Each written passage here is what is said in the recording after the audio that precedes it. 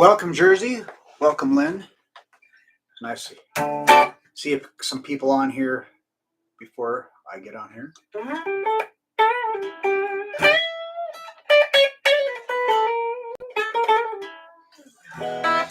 So, hope everybody is having a great day, great night. Oh, thanks, Jersey. Appreciate that. So, as you can see by the title, we are in fact going to do a part 3 to what we've been looking at with this like easy lead guitar stuff. This will be the last installment of this as far as technique and things like that are concerned. After tonight, with what we've gone over the first 2 weeks, you will have more than enough stuff that there'll be lots and lots of things that you'll be able to play. Lots and lots of really cool stuff that you can do. But I'm also going to kind of leave you with some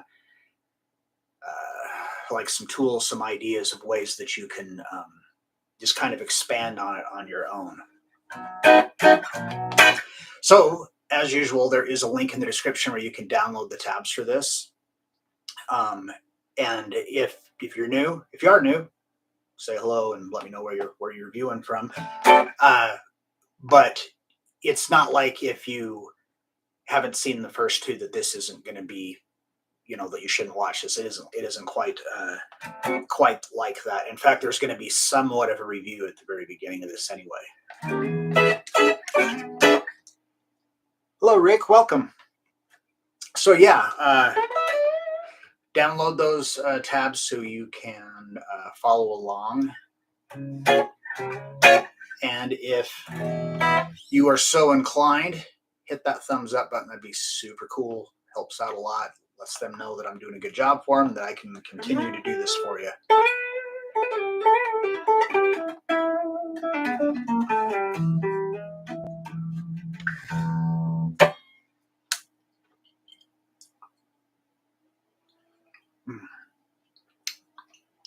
All right. So, like I said, for a little bit of review, is the very first example on the tab is just the minor pentatonic scale, the same one we did 2 weeks ago. But it's there for reference, just for yourself, or if this is your first, like if you haven't seen the first 2 installments, like I said, it doesn't matter. I mean, there's stuff that was in them that we're not going over, but you can still follow along with what we're doing right now. Yeah, so just like before, doing the examples in B, so we're starting here on the 7th fret of the low E string. So the scale that we've been working with is just this first position of the minor pentatonic.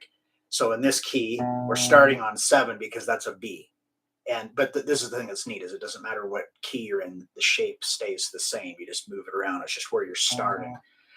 Reason I chose this is because it's kind of a neutral spot, so you're not, extended out too far or up this way too far. So if you're a beginner, this is just kind of a more neutral spot, much easier to play in, and it's a useful key. B minor's a good key. Okay, so for this, and it's just 2 notes per string, so we're going to go 7 to 10, and then 7 to 9 on the A string, and it's just the same. Our first finger plays all the notes on the 7th fret. And we've got 2 shapes, a step and a half and a whole step. So 7, 10, 7, 9, 7, 9, 7, 9. Now on the B string, 7, 10. And on the high E string, 7, 10. Okay, so we went over that, and, a bunch of different, like, we're not going to rehash all of that, but I just wanted to have this for the example. So we had gone over before. We went over the scale pattern. We did some different kind of little sequence kind of exercises that you can build licks off of. We did hammer-ons and pull-offs, slides, bending, and vibrato. So now we're not going to be doing so much of a technique type of a thing. Is we're just going to add in some extra stuff. We're going to do a variation on this, basically. So the first one I want to show you is how to play in major pentatonic. So you have minor pentatonic and you have major pentatonic. there's two ways that you can look at this. You can look at the easy way, which is the way I'm going to show you how to do it, or I'll show you how it's not really all that complicated. It's just this is a much easier concept to think of. So if you are in, well, in our case here, we're doing B. If we were like playing over like a, like a blues rock kind of a thing, ZZ Top type of thing, and we play that minor pentatonic scale, and it's going to sound good. But you can also do what's called the major pentatonic. So it is also rooted off of the same thing. It's being rooted off of B, but there's an easier way to play it. All you do is just take this scale shape that we're doing, and you move down a step and a half. So we move down from 7 to 5 as a step, 4 as a step and a half. Do that same pattern. So technically, I'm not starting on the root. This would be the root. So like I said, the way that would be more kind of complicated. Like I said, it's not really complicated. It's just easier to remember what I said. But it would be this. So you're just playing the same pattern. You're just not starting on the first note. You start on the second note. But that note is still in the key. We're doing it here on the high E string too. So for me, it's just easier if I want to play in pentatonic major. I just know that I just shift down a step and a half. So the difference, like if we're, with that, but if I do it with the pentatonic major,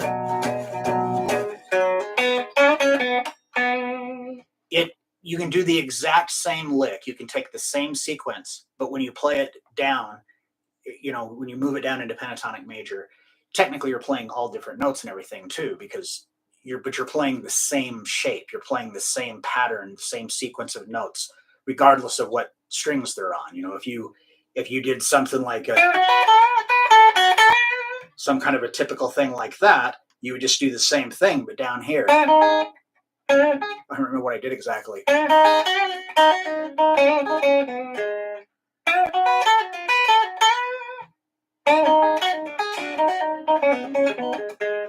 So you can, it's in a way, it's kind of like you're getting to reuse licks that you've already done in one place into the other. Now it sounds like really cool. I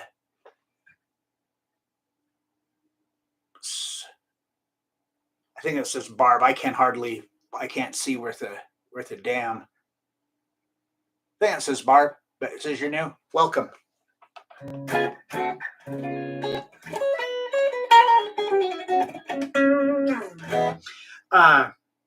Yeah, so that's just a way that you can get more mileage out of your licks. So if you look on the tabs, it's the second example. Now I want to point out something I did on here. If you look at the very first note, it's showing that's that note there on the 4th fret, but it has parentheses around it. Now that's actually the indication that it's of a ghost note, but I didn't put it there because it's a ghost note. I didn't have any other way to really mark it to let you know that this is the odd man out.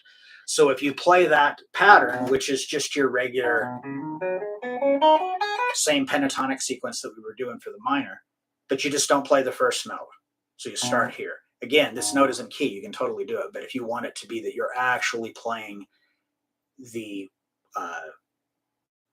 pentatonic major scale, and you're actually starting on the tonic, on the root, which in this case is going to be B, because we're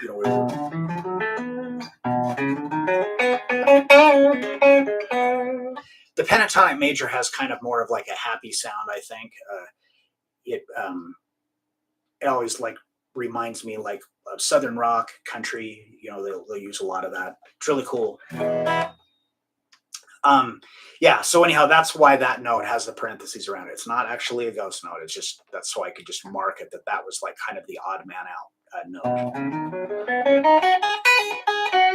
So the easy thing with this, all you have to do is remember is that you just play a step and a half down to get into the pentatonic major.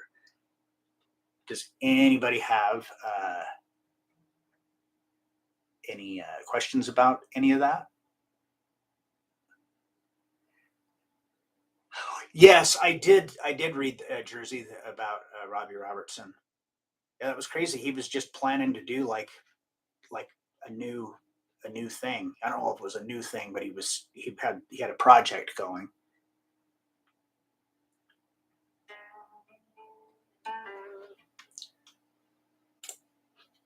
And if you were just joining us, there's a link in the description where you can download the tabs.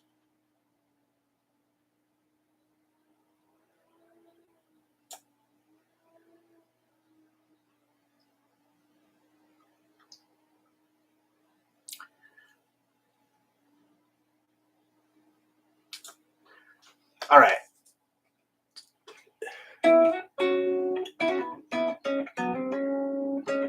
Um, the next thing I want to show you is a personal favorite of mine. I really like doing this. So um, what it is that we're going to be adding in. I don't want to get like off on like a big music theory thing. So I'm just going to kind of do this in a nutshell. So a pentatonic scale has 5 notes, and a diatonic scale, like the scale that we use, like the major scale that we use to that like all of our musical rules are based around. Um, the pentatonic scale is just kind of like an altered version of that. So if you take a natural minor scale, which is also a 7-tone scale, so like we did B natural minor, it's got some of the notes from the pentatonic. It's got that minor third, but no second. So it's 1, flat 3, perfect fourth, perfect fifth, flat 7, no 6, and then 8. You're back to 1. Well, in this case, 5, because there's only 5 notes in the pentatonic. Anyway, if you take that flattened third and you play it, but you also play the major third, but in the context of the minor pentatonic scale, it sounds really cool. So I know that just really sounded complicated the way I said that. I probably could have explained it a little bit more clearly, but I'll show you here. It's actually really really simple. It's here. I'm trying to walk and chew gum at the same time. Thanks, but I'm usually out in an open mic on Wednesday nights. I'm just not go. I'm sick. This is what we'll later on replay. Yes, Barb. The all of the live streams are. I don't know how long it takes after it's over for it to come back on. But yeah, they do come back on as a rerun. And I'm sorry that you're not feeling well. Open mic nights are kind of cool. I'm actually gearing up to maybe try to do this like a field trip of this. Do it like at an open mic night thing. Uh, okay, so back to what I was saying about adding in the major third. So it's not really a big difficult thing to do. So on here, I've actually divided it up. I did an example with the major third, but without the minor third. So that means that instead of playing 7 to 10, we're going to go 7 to 11. And then 7, 9, 7, 9, and then 8, 9 on the G string. Because that's where that's our major third there and there. And then up on the high E string too. Oh my gosh.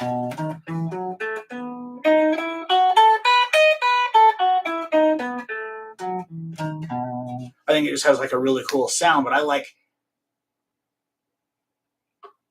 the sound of when you put them together. It's got a real kind of a country-esque kind of a sound to it.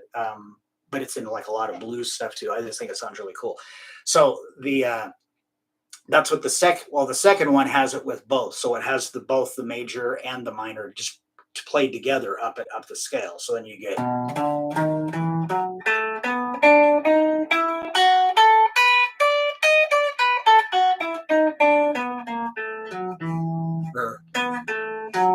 Oh my gosh. It's weird. I never play that as a pattern actually. So the way that I like to do it is like if I'm playing just the through the regular pattern is that when I get to the G string, you can play. You could do a chromatic passage there, or you could just start there. But I really like the 7 to 8 there. That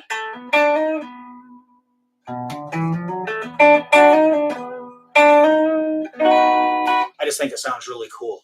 So all you have to do is remember that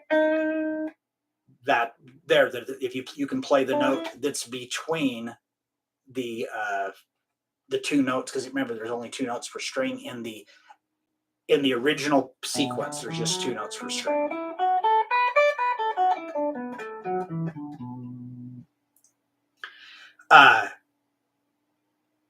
So by adding that in, we've actually, like, if you play the major and the minor third, now it's a 6-tone scale. It's a hexatonic scale. We're adding more stuff in there, but it's still keeping it in the spirit of kind of this shape, depending upon how much experience you've had with working with this. You kind of get to where you get some really good muscle memory for licks and stuff that are based out of this pattern. So you can do other things that are this pattern plus maybe some extra notes or something in there, and it can sound really cool. It'll make more sense when we kind of look at some like examples of that.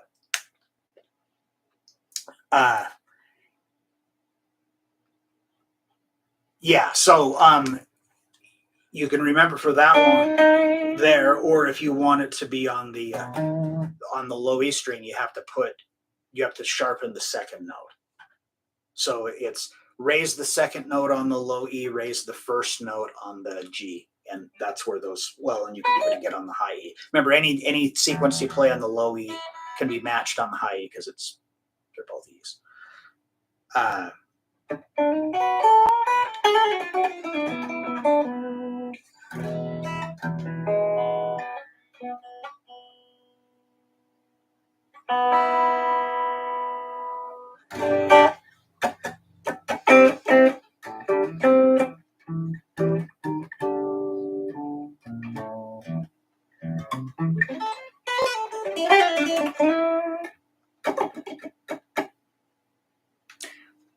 All right. Sorry, just trying to read and do this at the same time, and I'm not, coordinated. Let's put it that way. Okay. So one other thing before we get into some more kind of like examples is adding in what is called the blue note. So there is a hexatonic scale that is called the blues scale, but it's just the minor pentatonic scale with one extra note in it. So I'm going to show you how to do that. It's really, really simple. It's this note. It's your flat 5. So if you think about, if you were playing a power chord coming from there, your 5th power chord, that shape, skip a fret, next string is 5, and that's based off of the major scale, 1, 2, 3, 4, 5. That note flat is the diminished 5th, and that's the blue note. So if you play the scale and just add that in, it already sounds, cooler. It's already got, kind of more musical sounding. So to play it through the rest of the scale, we're going to take the second note on the G string and we're going to raise it a half step. So again, what I was talking about earlier, all of these things can be moved.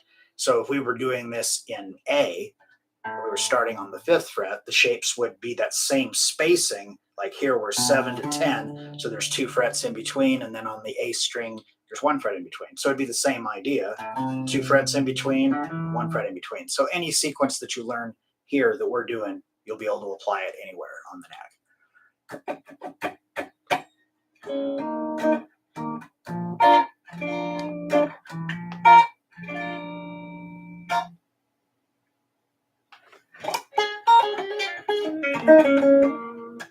Oh, you like that, Lynn? Cool. Okay. Yeah, so you just want to add that into there. Now, there isn't like a situation like where, oh, well, if you were playing over a song that was like this, you would automatically think, oh, well, it's like a blue shuffle, so I should use the blue note. And yeah, you could use a blue note, and it sounds good. Um, you could not use it, and it would still sound like the blues. But it isn't like it's an exclusive thing to that. If I was playing over just like some kind of a B minor thing like that,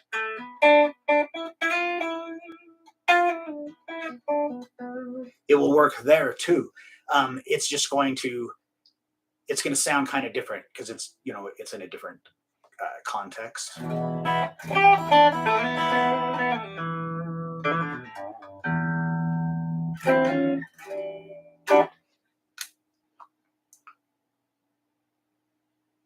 Hmm.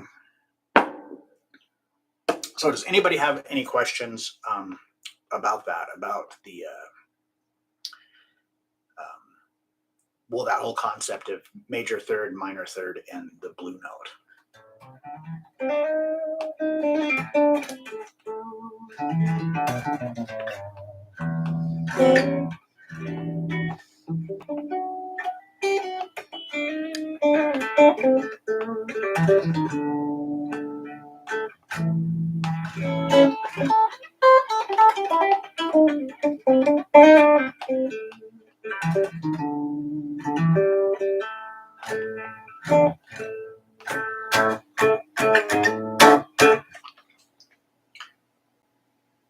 Yeah, scales are important, and I'm not going to claim that I know about like other instruments because I really don't. But so I don't know.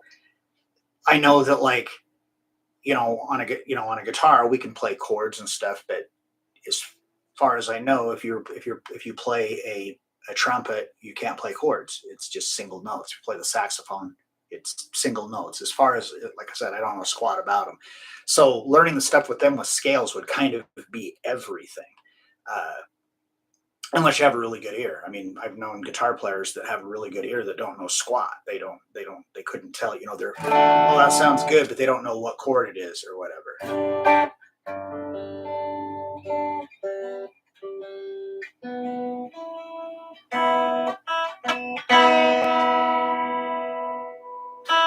Oh, you played the trumpet? That's cool. I had like a toy trumpet I got at Lagoon when I was a kid that had like a kazoo, and it had buttons that didn't do anything, but drove my parents insane with that thing for quite a while. Okay. Oh, and then also I forgot to mention this on the blue note one, that's section E. Again, I've got the notes, the that flat five in parentheses, like as if it's a ghost note, but it's not supposed to be. That was just so you would know where they were. If there was a way that I could change the color of the font, I would do that. But it that's a feature that's supposedly in the software, but it does not work. I've never been able to get it to work. Okay, so again, now we know the scale pattern for major and minor pentatonic. We've worked with picking everything, with slides, with hammer-ons, with pull-offs, with bending, uh, slides. I'm not sure if I said that. Vibrato. Now, it just that alone is a lot of information to to process and to try to apply. But you have enough stuff now that you should be able to put on a backing track. Even if you did one, if you just type into YouTube guitar backing track in B minor, like 10 billion things would come up. We got a bunch on the guitar control channel. Whether there's any in that key, I don't know. But again, you could play it anywhere. But if you're new, you might be more comfortable with playing it in this key because that way you know for sure which frets your fingers are supposed to be on. But you don't want it to be just completely by your eyes either. You also want to, when you play in a key for a while, you you get to where your ear recognizes the notes. And as soon as you play a note that's outside of the key, usually you're like, oh, okay, I can see that, or I can hear that rather. So you don't want it to be just completely off site, but it's a good way to start. If that's not an issue for you, then just pick in whatever key you want. Like I said, there's like a million different things, but you'd be able a lot of stuff that you'd be able to do. So my approach with it, this is just how I like to do it, because well, what happened is when I was first learning how to like play guitar, the very first thing I learned as far as the scale goes was actually a major scale. Was the whoops.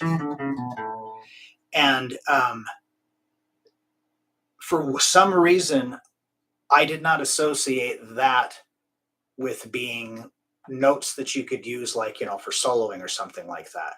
When I would listen to records or, see somebody on MTV or something like that. I remember seeing the video for Hot for Teacher, and Eddie during the solo, he's walking down the lunch tables and he's playing and he's all over the place. And I couldn't grasp how that was possible. How is he doing that? Because all I learned was the pentatonic scale. I learned that major scale, but like I said, I never attributed it, like thought it could be used for anything. I didn't even know I had to learn it to the pentatonic scale, and then that led me in a different direction with the pentatonic scale, more horizontally. But that's a subject for another day. I think we've actually already talked about it, but. So I played in here for a long time. And then I got into like players like Yngwie and Paul Gilbert and stuff like that. So I started learning the modes, and it was all 3 note per string, and, trying to play everything really fast. And I didn't do anything with the pentatonic scale for a long time. And then I got nostalgic and was like, oh, I got to return to my roots. And I got bored like really, really quick.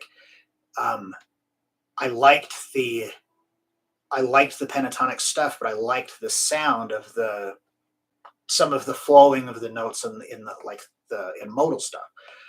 So I started experimenting around with making them into 3 notes per string. Now, not 3 note per string pentatonic scales. That is a thing. I suck at them because I don't have a giant reach, and to really be able to make them sound cool, you have to have a pretty big reach, in my opinion. So I don't really mess around with that a whole lot. So what I started messing around a lot with was just trying to incorporate a lot of different passing tones. And so what I mean by a passing tone is adding any note that's not part of the scale. So if we are sticking with, we'll just say we're just sticking with B minor pentatonic. Those are our notes right there, just 5. So when anytime you add in another note, you're adding, it's technically a passing tone. So the blue note is a passing tone. Putting the major third in is a passing tone. But literally any other note you can throw in there is going to be a passing tone. Now, it doesn't mean that you can just throw in any old note. Well, I guess technically you can. You can do whatever you want. But, you wouldn't want to be playing this and go, and just throwing these weird, notes that are way outside. So what I did is I started playing around with playing notes that were nearby. And one of the first things I noticed is that the 5th mode, the Mixolydian mode, those notes intersect with the minor pentatonic scale. These are the 2 notes that don't belong. So you can add those in because they're in the key. So I, did things like that, and then you can actually use that note instead. So there you've got 4 notes right, chromatically in a row that all will work. Now the key is when you're using the passing tone, if you are hitting one, like if you hit the blue note, it's going to sound good no matter what, and you can sit on it. But sometimes a passing tone needs to be you know, it's a lily pad you're stepping on to walk across a pond. You don't want to stay on it because you'll sink. And so sometimes you hit some of those passing tones can be really, unless you're really trying to make something sound really dissonant, really eerie. You don't want to sit on a note like that. So the sequence that I use a lot that I really like is just really simple. It's just the pentatonic scale, but I add in an extra note. And so on the E, B, and G string, it's all the same thing. So I'm doing 10, 9, 7. So all I'm doing is I'm adding in that note that like would have been in Mixolydian. But then when I go to the B string, I use this note instead of this one because because then we're going to go to the blue note, which is also on the 10th fret. So I'm basically playing that same shape, a whole step and a half step. Then when I go to the D string, I'm going to play chromatically 9, 8, 7. Whoops. Same thing on the A string. There's our blue note. And then down to the low E. Well, honestly, I don't really get down in this area as much, but I don't add in like the major third or try to put the major second or the major third into it. I just play it like that. So what I've got here on an example, well, it's not even really an example, just so you have for your reference, it just says passing tones. It's just all of the notes that I use, like when I play through the scale. And again, it's showing on the third measure, the 9th fret on the B string. It's showing it as like a ghost note. But again, I put that in there in parentheses because that's the note that I'm adding that isn't. It's neither part of the pentatonic nor is it part of Mixolydian. It's the here. But again, I think we're in the wrong key. That's the one that's in parentheses, but I think it sounds good. Now, again, would that be one I would want to sit on? You know, if let me move this into E, so I just play over the open low E string. If I'm like,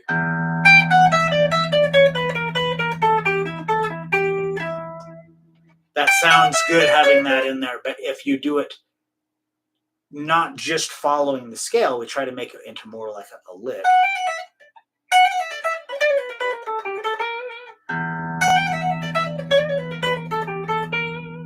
I think that sounds really good. I think it's really, really funny. Hello, David. Welcome. When I came up with that particular lick, I really thought that I had done something like really cool, like I had reinvented the wheel or something. I thought it was so neat, and I hadn't really seen or heard anybody really do anything like that. And then, as it turns out, I've heard people do it all the time. It's just you don't hear it in the mix. But Robbie Krieger from the Doors did a lot of things like that, and I was like, yeah, I guess I invented something that was invented before I was born. It was kind of bummed. I was kind of bummed, but I think it was cool.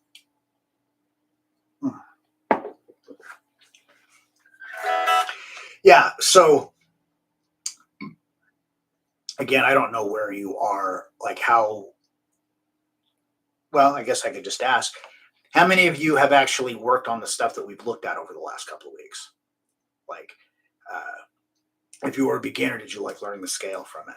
If you'd already been the scale, did you like pick up some techniques or lick ideas or what have you? Because kind of depending upon how far you are along in that, is going to kind of determine how successful, and successful is not really a great way to look at this. It's going to factor in how it goes for you with working over a backing track. When you don't have to, just because we did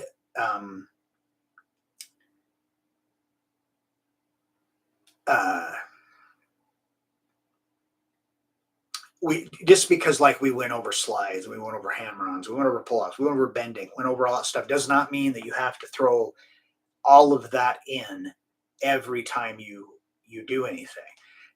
Now, the more experience you get, and there's the things that become the thing, your stuff, just the way you play, things that you like to do. You'll do them a lot, and that could be any of the things that I just mentioned, or it could be a combination of all of them. Everybody's is going to be different. I'd encourage you to try everything, but even then, it's not like you have to do it all at once. You could put a track on. And I really wish I could figure out how to, aside from just bringing a boom box down with me and putting one on, I guess I could do that. I cannot figure out how to make it so the audio, like I can't just use like the system audio to feed for this, because then I could just play it from my media player. But anyway, I'd like to be able to do that over a track or something, so you guys have I could give a better demonstration of it. But if you're just beginning, you could really start off, if you're playing over whatever it is, or whatever it is that you're into, whatever key it in, we'll just say it in B again. And like I said earlier, if you are a beginner, it's probably going to be easier to start there anyway.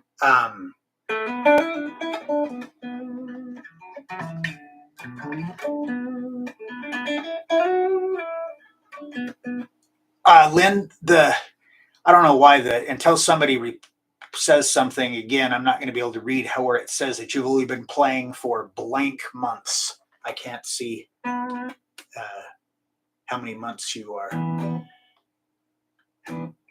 saying. 7. You've only been playing for 7 months. So have you been taking lessons, or are you just like doing the YouTube thing, or?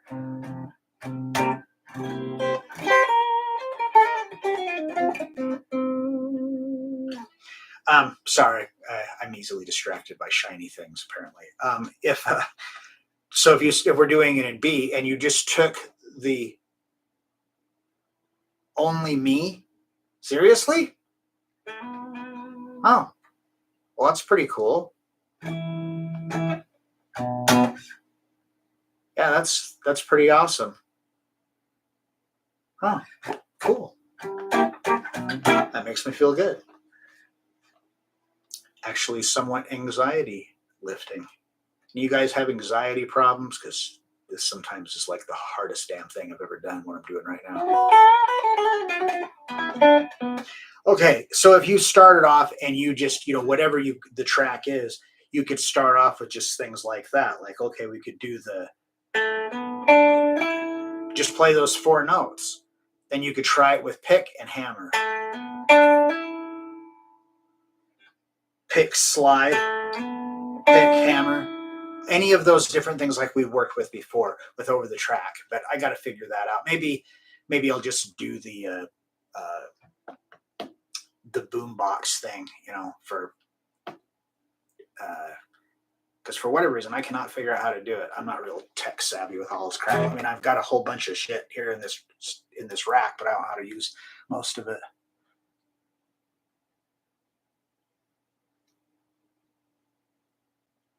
Crown, as in Crown Royal.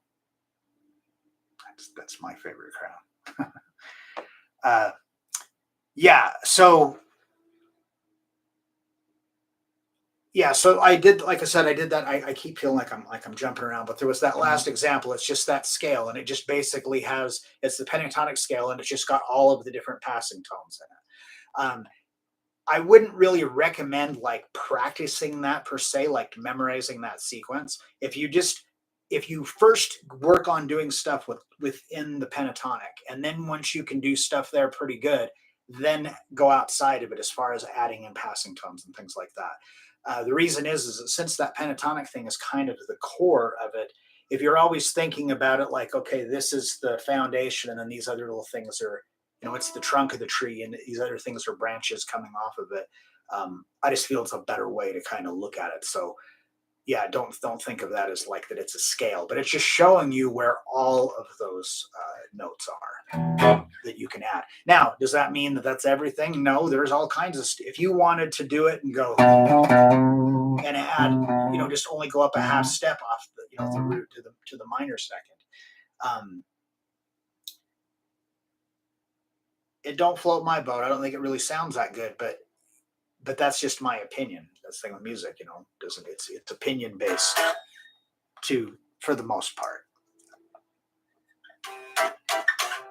Yep, Crown Royal. That's the stuff.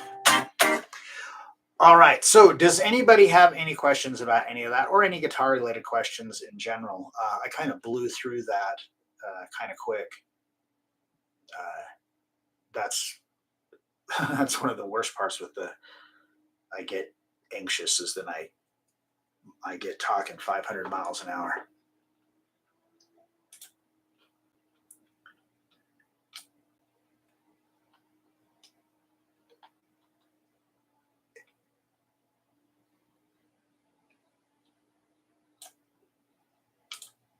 Scales don't take a lot of time. What do you mean? Like time to learn, or time to play through? What do you mean?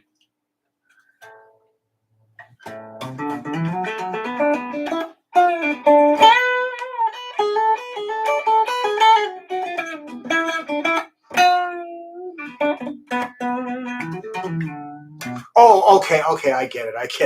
Yeah, sorry, I'm a little slow.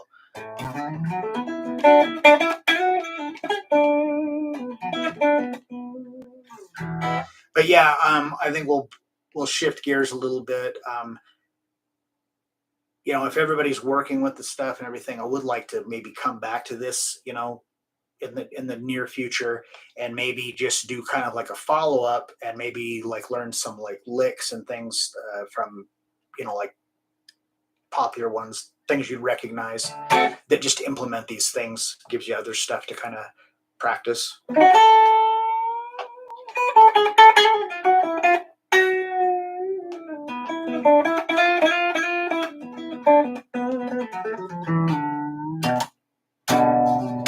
You are welcome, Lynn. Thank you. I'm really happy to hear all that.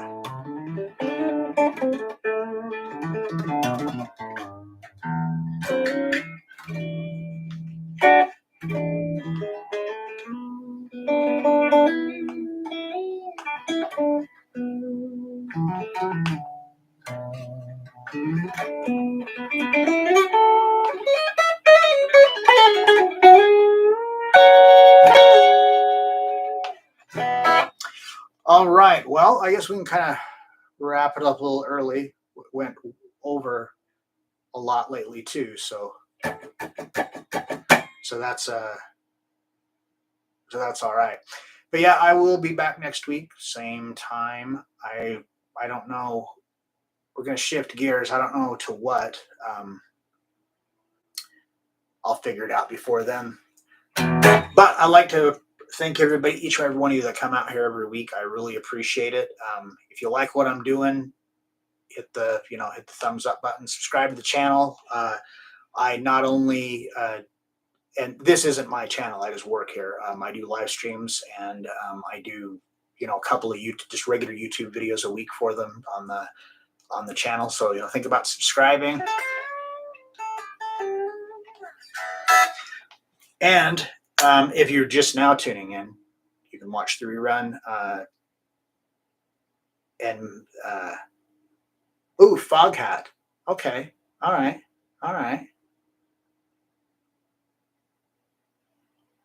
There's some cool Fog Hat riffs that we could do. Oh, thank you, Rick. I'm glad that you're feeling better enough that you're, getting back into the swing. But yeah, thanks everybody for coming out. Really appreciate it. And so this was part 3, and there's part 1 and part 2 from last week and the week before. They're all available in the rerun, and the link in each one of those, like for the tabs, is like the link doesn't expire or anything, as far as I know. Anyway, imagine. I don't see why it would, but yeah. I will catch y'all next week. Hope everybody has a good week, and thanks for tuning in. Appreciate. Later, everybody.